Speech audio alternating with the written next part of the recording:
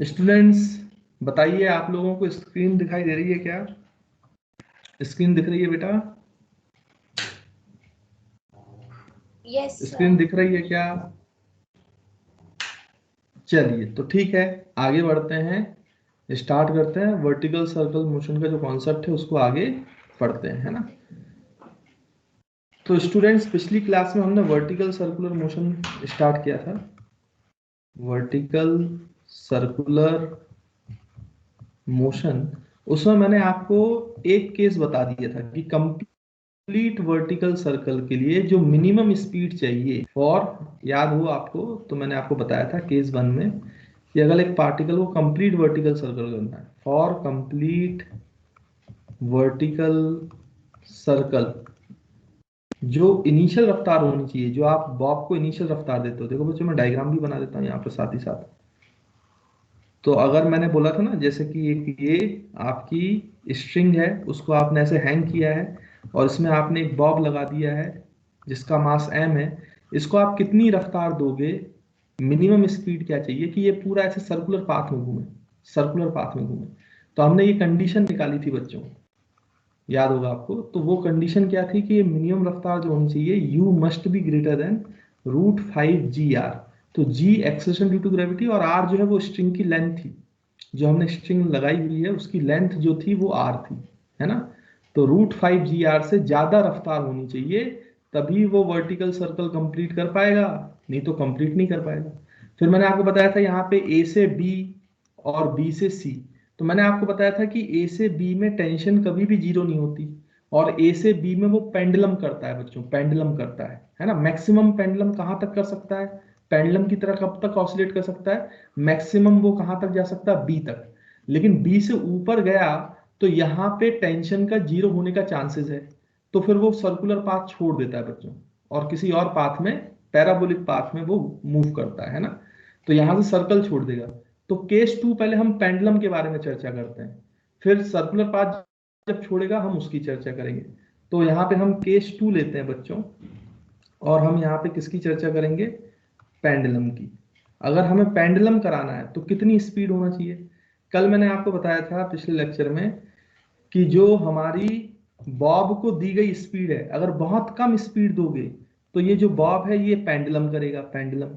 अगर बहुत ज्यादा स्पीड दे दोगे तो ये कंप्लीट वर्टिकल सर्कल करेगा, और अगर कोई बीच में स्पीड दोगे तो फिर ये सर्कुलर पाथ छोड़ देता है जब टेंशन जीरो हो जाती है बच्चों, है ना। ऐसी हमने बात की थी। तो फॉर पेंडुलम क्या रफ्तार होगी, कितनी रफ्तार होनी चाहिए। अच्छा, ये मैक्सिमम कहाँ तक पेंडुलम कर सकता है, भाई टेंशन जीरो नहीं होना चाहिए, तो मैक्सिमम तो ये कहाँ तक जा सकता है, बी पॉइंट तक ना। बी पॉइंट तक तो टेंशन जीरो हो ही नहीं सकता, ये हमने कल एनालिसिस की थी।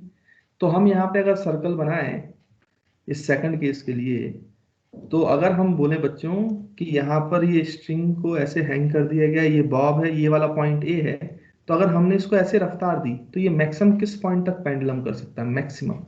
उससे नीचे तो पेंडुलम करेगा ही, ए से बी के बीच में तो पेंडुलम करेगा, मैक्सिमम कहां तक पेंडुलम कर सकता है, बी पॉइंट तक। तो अगर मैं बोलूं बच्चों बी तक अगर मैक्सिमम पेंडुलम कर रहा है, तो आप यहां से अगर रिलीज कर रहे हो या इतनी रफ्तार दी है आपने कि वो बी तक जा रहा है केवल, और फिर बी से इस पॉइंट तक ये ऐसे जो है सेमी सर्कल में पेंडुलम कर रहा है, तो मैक्सिमम पॉसिबिलिटी तो यही है। तो बी पॉइंट तक हमें निकालना है कि ये रफ्तार कितनी होगी, यू की वैल्यू क्या है। तो बी तक अगर पेंडुलम करना है तो बी पर इसकी रफ्तार कितनी हो जाएगी बच्चों, क्योंकि ये पार्टिकल जो है मास जो है एम मास, वो ऊपर जा रहा है, ऊपर जा रहा है, ऊपर जा रहा है। तो ऑब्वियसली बात है, काइनेटिक एनर्जी घट रही है, पोटेंशियल एनर्जी बढ़ रही है, तो रफ्तार कम हो रही होगी। मैक्सिमम जीरो कब हो पेंडुलम करने के लिए, बी पर। तो बी पर मान लो वेलोसिटी जीरो हो गई, उस समय कितनी स्पीड चाहिए, उससे कम स्पीड में तो पेंडुलम करेगा ही, मैक्सिमम इतनी स्पीड में भी वो पेंडुलम करेगा। तो बी पर मैक्सिमम कंडीशन जो है वो स्पीड कितनी होनी चाहिए बच्चों, जीरो। अब देखो हम यहां से ए से बी में, भाई पहले तो हमने दो इक्वेशन निकालनी है, एक तो टेंशन की वैल्यू लिखनी है ए से बी के बीच में, और दूसरी जो है वो हमें एनर्जी कंजर्वेशन लगाना है। पूरे वर्टिकल सर्कल में दो ही इक्वेशन लिखी जाती है, एक टेंशन की बैलेंसिंग इक्वेशन निकालो, और दूसरा आप किसकी इक्वेशन बताओ बच्चों, एनर्जी कंजर्वेशन। आपके सारे सवाल सॉल्व हो जाते हैं। तो चलिए ए से बी के बीच में अगर हम कहीं पे भी टेंशन देखें बच्चों, टेंशन टेंशन की क्या वैल्यू है, तो वो हम निकाल सकते हैं। तो देखिए वो कैसे निकालेंगे, किसी भी पॉइंट के बीच में आप देखो, यहाँ पर इस तरीके से अगर मैं मान लो पार्टिकल अभी ए से बी के बीच में यहाँ है, तो यहाँ पे हम कैसे निकाल सकते हैं बच्चों, देखिए। तो यहाँ पे टेंशन जो है वो अलोंग द रोप लगता है, ये सभी को पता है। मैं डिफरेंट कलर से फोर्सेस बनाता हूँ। तो ये टेंशन होगा बच्चों इस तरीके से। तो ये टेंशन हो गया स्टूडेंट्स, टी।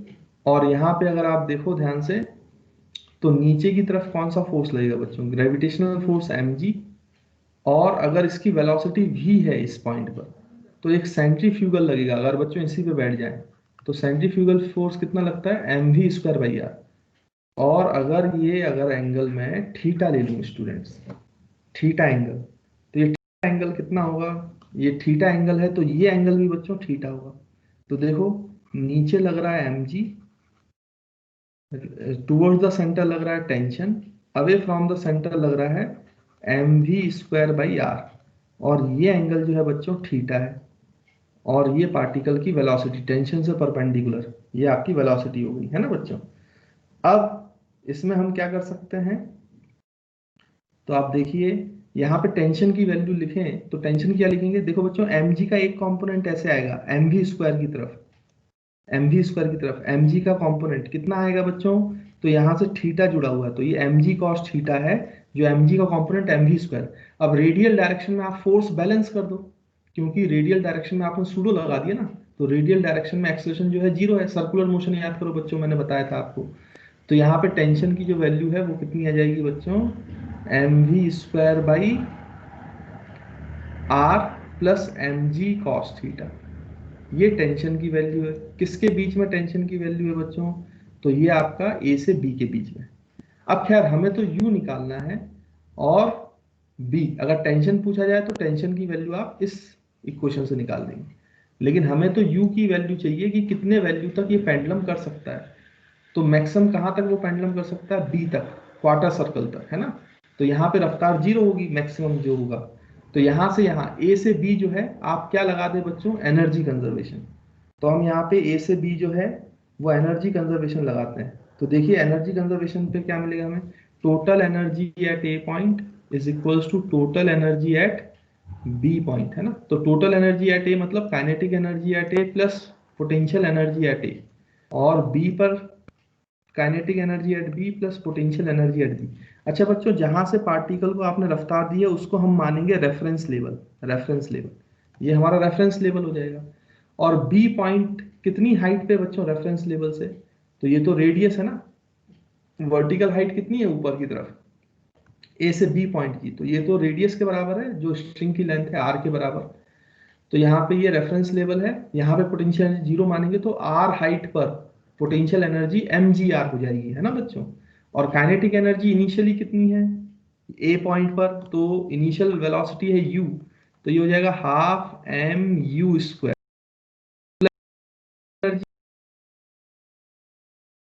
एनर्जी जीरो हो जाएगी। काइनेटिक एनर्जी एट बी, तो बी पर हम ये मान रहे हैं कि बी पे जाके वेलोसिटी जीरो हो रही है, मैक्सिमम जो ये पेंडुलम कर सकता है, तो वहां पे जीरो होगी और ये सर्कुलर पाथ मेंटेन करेगा और पेंडुलम करेगा। तो यहाँ पे काइनेटिक एनर्जी एट बी जो है वो जीरो हो जाएगी। उसके बाद फिर प्लस यू बी, तो potential energy at point B, तो ये कितनी हाइट पर है बी पॉइंट बच्चों रेफरेंस लेवल से, तो आर हाइट पर है, तो एम जी आर। अब देखो यहां से u की वैल्यू आएगी बच्चों, देखो कितना आएगी, half M U square is equals to M G R. तो यहाँ से m और m जो है बच्चों कैंसल, तो u की वैल्यू कितनी आ जाएगी, √2 g r। यानी मैक्सिमम वो पेंडुलम कब तक कर सकता है, जब तक स्पीड जो है बच्चों वो कहाँ तक नहीं हो जाए, √2 g r। यानी कि आप सोचो कि कोई भी पार्टिकल इस बॉब जो है वो पेंडुलम वाला मोशन कब तक करेगा, जब तक कि उसकी रफ्तार किसके बीच में होगी भाई, जीरो से लेकर किसके बीच में हो बच्चों, √2 g r। तो मैक्सिमम पेंडुलम तो √2 g r तक कर सकता है, लेकिन उससे कम स्पीड होगी तो वो बी तक नहीं जाएगा बच्चों, फिर वो बी तक नहीं जाएगा, वो कहां तक जाएगा, किसी पर्टिकुलर एंगल तक जाएगा, फिर वहां पे उसकी हो जाएगी और फिर वापस आएगा। मैक्सिमम कहां तक पेंडुलम कर सकता है, बी पॉइंट तक, और मिनिमम तो ये यहीं पे कर सकता है पेंडुलम, बहुत पास में। तो कितनी स्पीड में वो पेंडुलम करेगा, स्पीड की क्या वैल्यू होनी चाहिए बॉब की कि वो पेंडुलम करे, तो 0 से लेके 2 GR। तो देखो √5 GR से अगर ज्यादा स्पीड दे दोगे तो कंप्लीट वर्टिकल कर देता है, और 0 से 2 GR √2 GR तक स्पीड दोगे तो फिर वो पेंडुलम की तरह मोशन करेगा। तो यहां पर एक रेंज बच गई बच्चों, यानी अगर वेलोसिटी जो है बॉब की वो √2 GR से लेके √5 GR के बीच में हो तो फिर क्या होगा, तो फिर आप समझ सकते हैं कि वो सर्कुलर पाथ छोड़ देगा, क्योंकि √5 GR से ज्यादा होती है वेलोसिटी तो वो कंप्लीट वर्टिकल कर लेता है, √2 GR से कम होती है वेलोसिटी तो वो पेंडुलम कर लेता है। तो फिर वो सर्कल कहां छोड़ेगा, बी से सी के बीच में, मैंने आपको पिछली क्लास में बताया था। तो उसके लिए वेलोसिटी की कौन सी रेंज बची, 2 GR √5 GR, यानी अगर वेलोसिटी की रेंज जो है वो √2 GR से लेके √5 GR के बीच में कुछ भी होगी तो फिर वो वर्टिकल सर्कल छोड़ देगा और पैराबोलिक मोशन करेगा। आई होप आपको बच्चों कॉन्सेप्ट जो है वो क्लियर होगा। बोलिए स्टूडेंट्स, पेंडुलम वाला केस समझ में आ गया, वेलोसिटी का रेंज समझ में आ गया, इनिशियल स्पीड का। Yes, sir. तो जल्दी से इसको नोट करो, फिर हम तीसरा केस भी देखते हैं जब वो vertical circle circular path leave करेगा, छोड़ देगा, तो उस समय पे उसकी स्पीड किसके किसके बीच में रहेगी, √2 GR से √5 GR के बीच में। तो उसको भी हम जल्दी से एनालाइज कर लेते हैं। तो अगर आपने लिख लिया है बच्चों तो मैं इसको क्लियर कर दूं। Yes, sir. Done. चलिए ठीक।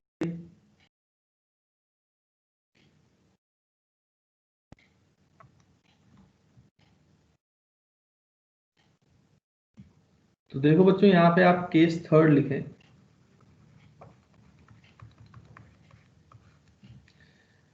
when particle leaves circular path in vertical circle, तो वर्टिकल सर्कल में कब पाथ लीव करेगा, तो उसके लिए स्पीड का क्या रेंज है बच्चों, वो तो अपने आप आ गया, क्योंकि √2 GR से कम है, √2 GR के बराबर है तो वो पेंडुलम करेगा। तो मतलब स्पीड √2 GR से ज्यादा होनी चाहिए, और किससे कम होनी चाहिए, √5 GR से, क्योंकि √5 GR से ज्यादा हुई तो वो कंप्लीट वर्टिकल करेगा। तो बची ये रेंज जिसपे वो पार्टिकल जो है सर्कुलर मोशन को छोड़ सकता है, सर्कुलर पाथ को छोड़ सकता है वर्टिकल सर्कल करते हुए। तो √2 GR से √5 GR होनी चाहिए। अब बच्चों इसमें एनालिसिस क्या करना है कि हमें ये देखना है कि वो किस पोजीशन पर अपनी जो है सर्कुलर पाथ को छोड़ेगा। वो कैसे, मैं आपको समझाता हूँ। तो देखिए, मान लीजिए कि ये वर्टिकल सर्कल का ये जो पाथ है वो इस तरीके से है। फिर यहाँ पर अगर हम देखें तो ये बच्चों उसका सेंटर है। तो ये आपकी स्ट्रिंग है जिसका लेंथ जो है वो हमने आर लिया हुआ है, ये बॉब है एम मास का। तो ये इस तरीके से आपने बच्चों इसको ऐसे हम ले लेते हैं। तो ये वाला पॉइंट ए माना था हमने बच्चों, ये बी माना था, ये सी माना था। तो यहाँ पे इसको स्पीड देते थे यू। तो यू अगर √5 GR से ज्यादा है तो ये कंप्लीट वर्टिकल सर्कल कर लेगा, √2 GR से कम है तो फिर ये पेंडुलम की तरह बिहेव करेगा।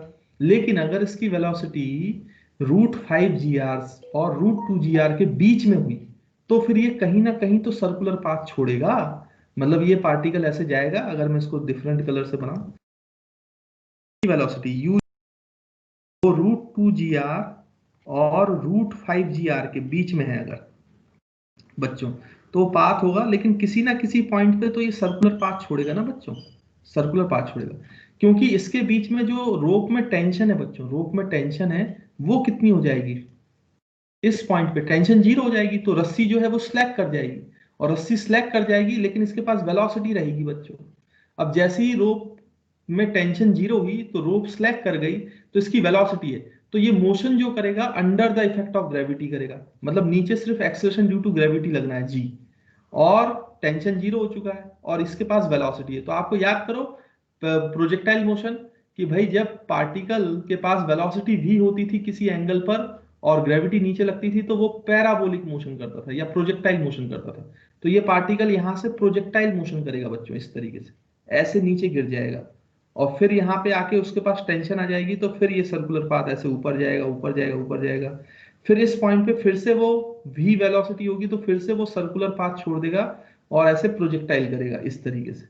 तो ये ऐसे कंटिन्यू करता रहेगा। ये सी से बी के बीच में होगा, बी से सी के बीच में होगा, जब आपकी रफ्तार √2 GR से √5 GR के बीच।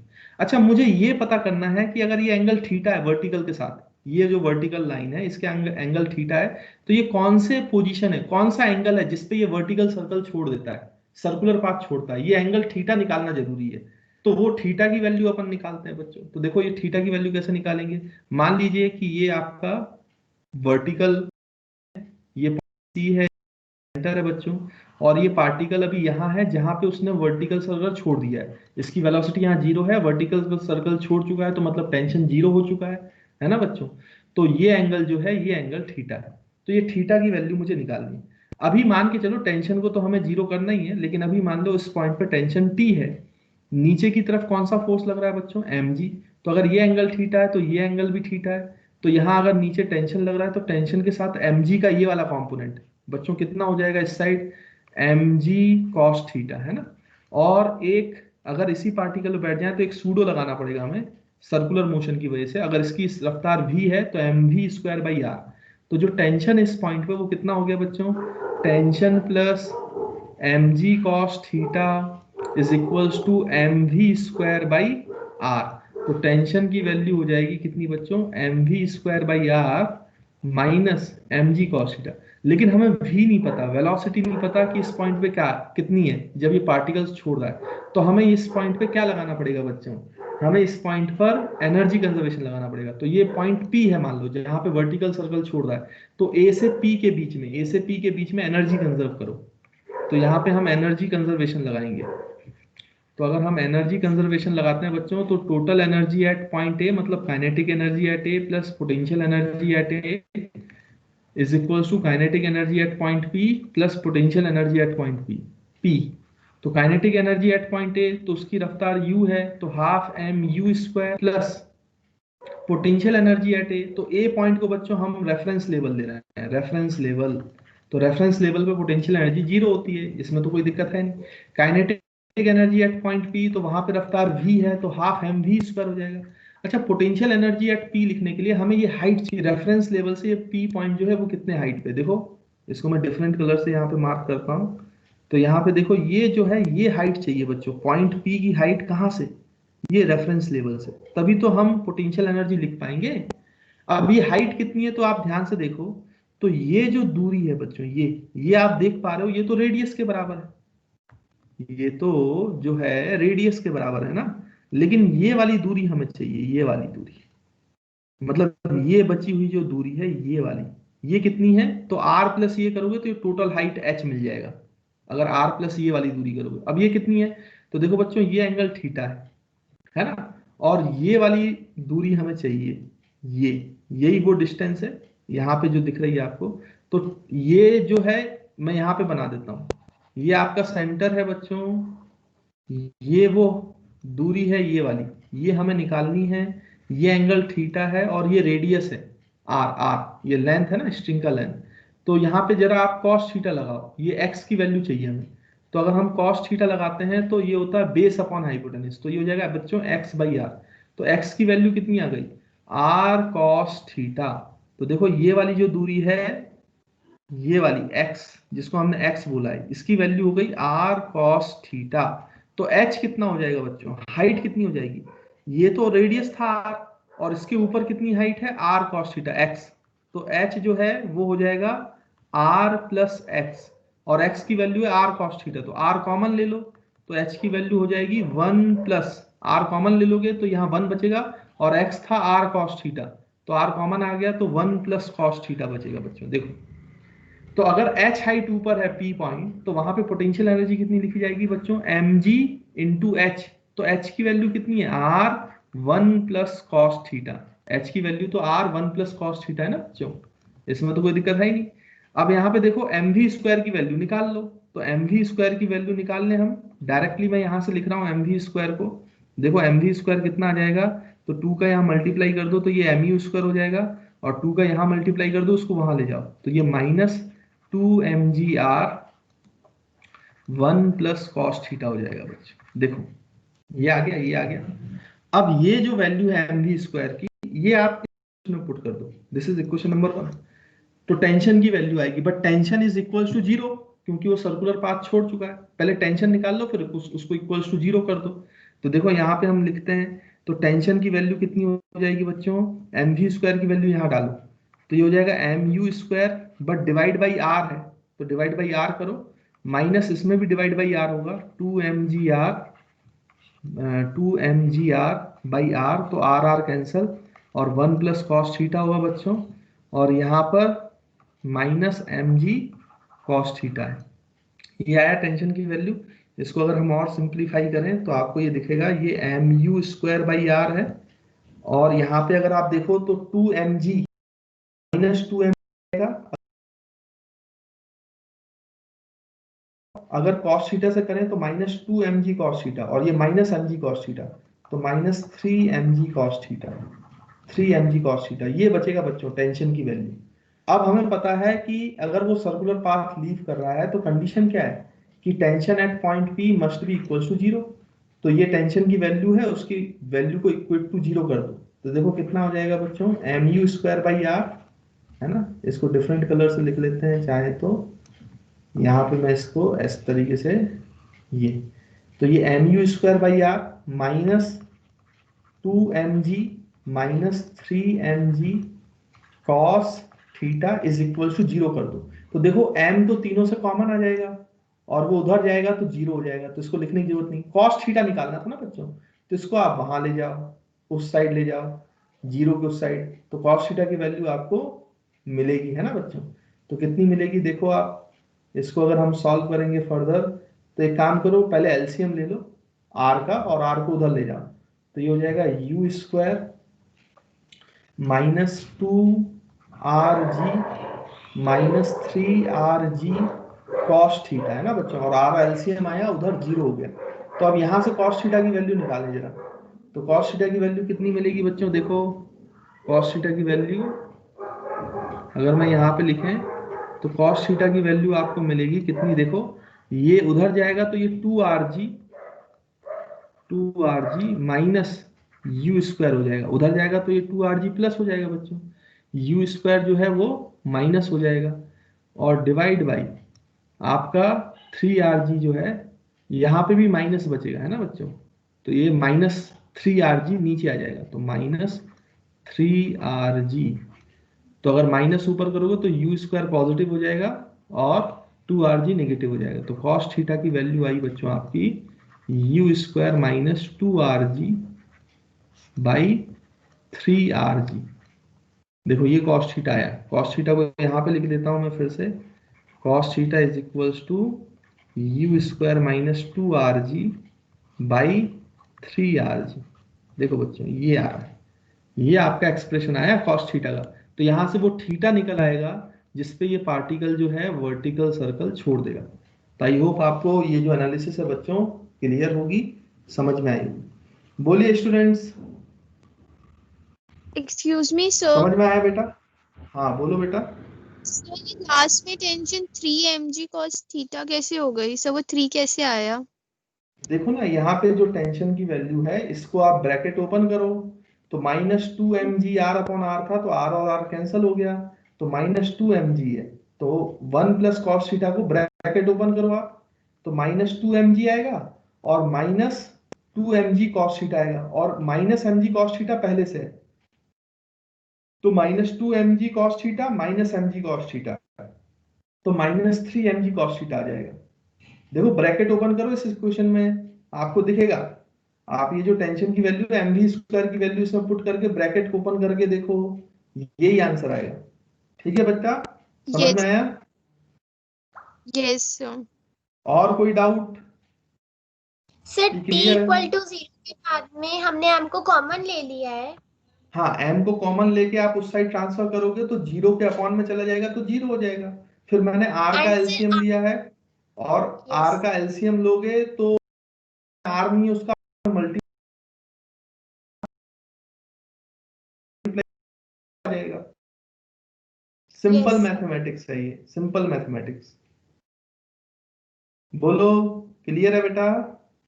Yes sir. इसमें कोई दिक्कत? No sir.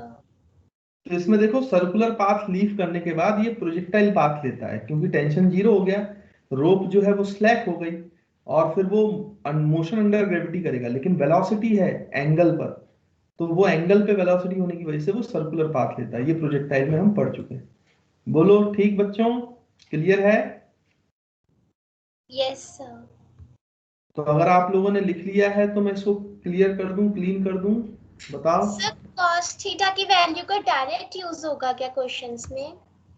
थीटा निकालने को अगर आपको आ जाए, पोजीशन पूछ ले, तो आपको इससे फॉर्मूले से निकालना पड़ेगा ना theta. Yes sir, okay sir. और कोई दिक्कत? No sir. तो क्लियर कर दूं ड्राइंग? Yes sir. चलो ठीक है।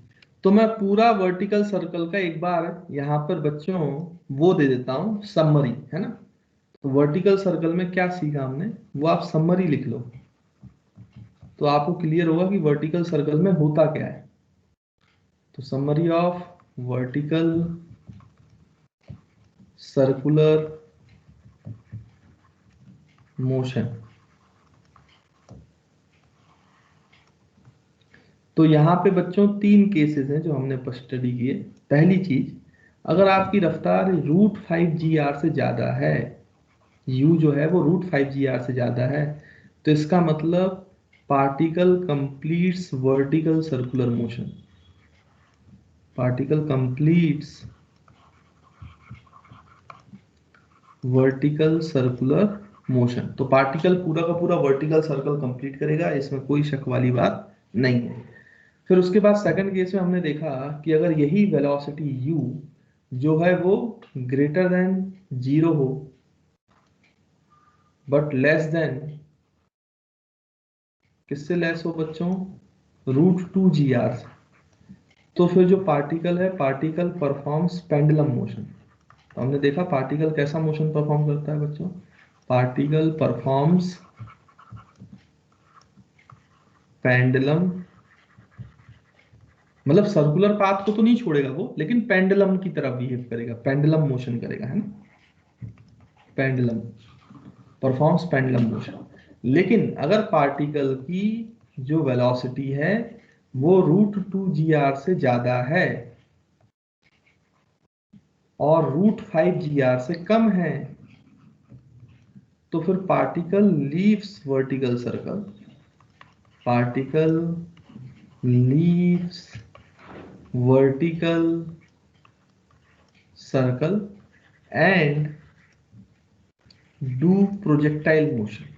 तो फिर वो प्रोजेक्टाइल मोशन परफॉर्म करेगा, डू प्रोजेक्टाइल मोशन।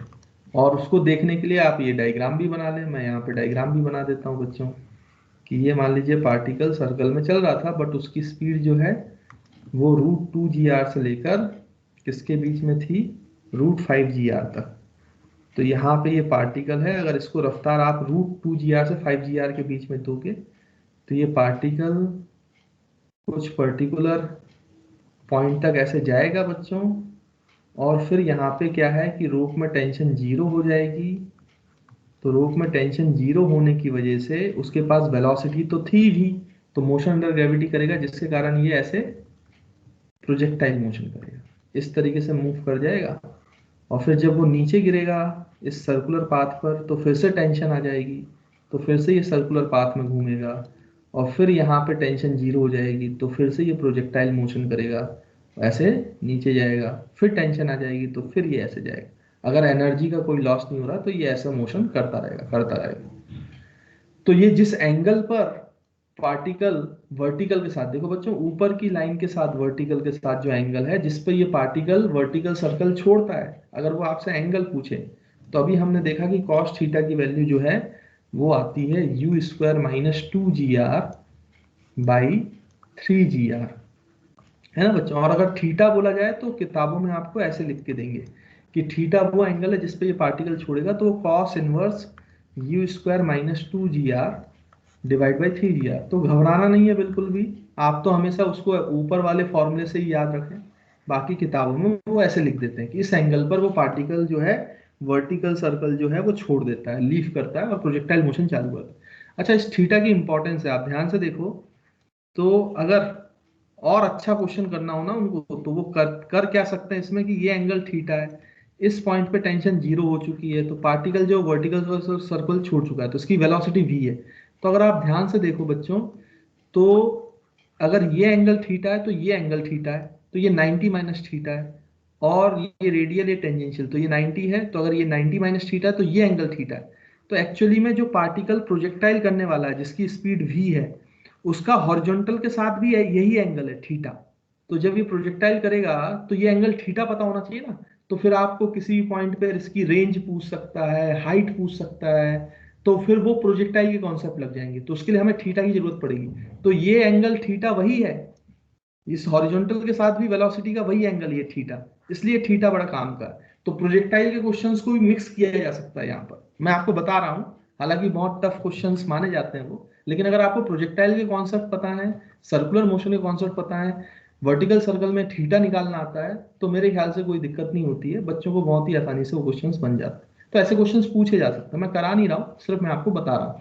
इस तरीके से भी वो कॉन्सेप्ट की लिंकिंग कर सकते हैं। तो वर्टिकल सर्कुलर मोशन में वर्क एनर्जी पावर तो यूज हो ही रहा है, वर्क एनर्जी का कॉन्सेप्ट तो लग ही रहा है, साथ में वो चाहे तो प्रोजेक्टाइल मोशन के कॉन्सेप्ट को भी इंक्लूड कर सकता है। तो फिर बहुत टफ सवाल इसमें बनाए जा सकते हैं ना। तो इस तरीके से फिजिक्स में कॉन्सेप्ट लिंकिंग होती है। लेकिन आपको हर चैप्टर के कॉन्सेप्ट अगर क्लियर है तो one by one concept apply करते जाओ और उसको सॉल्व करते जाओ। सिंपल फंडा फिजिक्स में क्वेश्चंस को सॉल्व करने का यही है।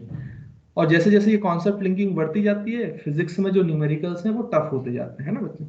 तो आई होप आपको जो वर्टिकल सर्कुलर मोशन है, उसका कॉन्सेप्ट और उसकी समरी क्लियर होगी। ये मेन चीज है, इसको आपको याद रखना है ना। बाकी मैंने डेरिवेशन सारी चीजों का करा ही दिया है, तो उसके लिए कोई टेंशन लेने की बात नहीं है। बोलिए बच्चों, समझ में आया? Yes sir. Excuse me sir. हाँ बोलो बेटा।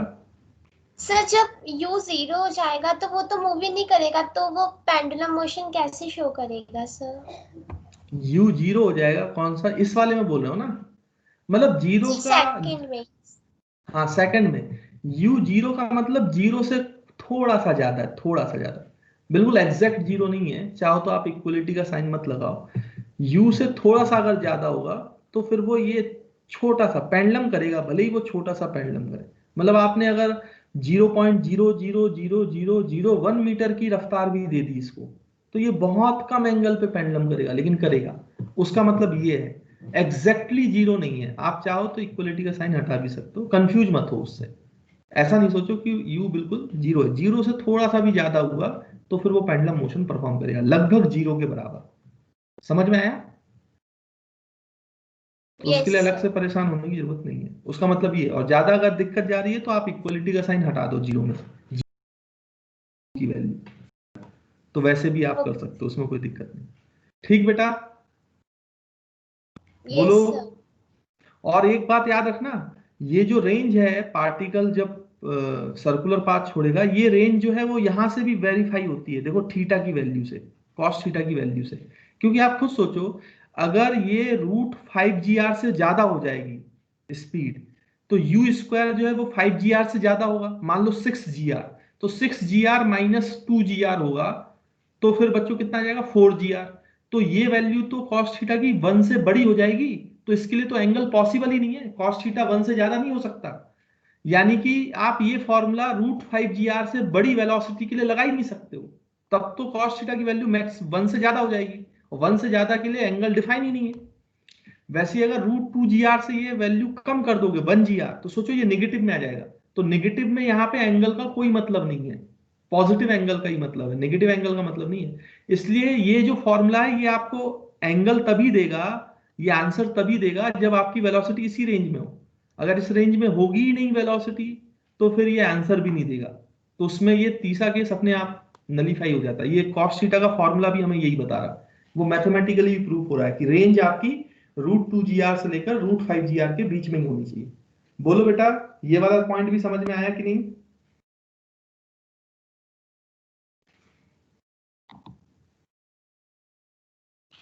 बताइए। यस क्लियर है सर। बच्चों? सर चलो वेरी गुड। तो मैं क्लियर कर दूं, ड्राइंग लिख लिया आप लोगों ने? Yes sir. ठीक है।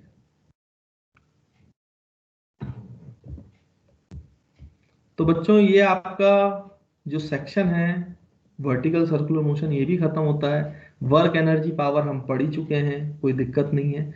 हाँ, जैसे मैंने आपको बोला था कि इस चैप्टर में एक और क्वेश्चन है एनसीईआरटी में जिसको हम कोलिजन्स बोलते हैं। तो कोलिजन्स में आपको सिस्टम ऑफ पार्टिकल के साथ पढ़ाऊंगा। मतलब इसी के आगे जो है बच्चों, हम जो नेक्स्ट चैप्टर चालू करेंगे सिस्टम ऑफ पार्टिकल्स, उसमें मैं आपको करा दूंगा, है ना। तो अभी उसके लिए बिल्कुल भी टेंशन नहीं लेना कि सर ने पढ़ाया नहीं, वो उसको नेक्स्ट पार्ट में पढ़ाया जाएगा। तो अभी भी जो एक दो छोटे छोटे टॉपिक छूटे हुए हैं वो सब अब नेक्स्ट चैप्टर में कवर हो जाएंगे। ठीक है बच्चों।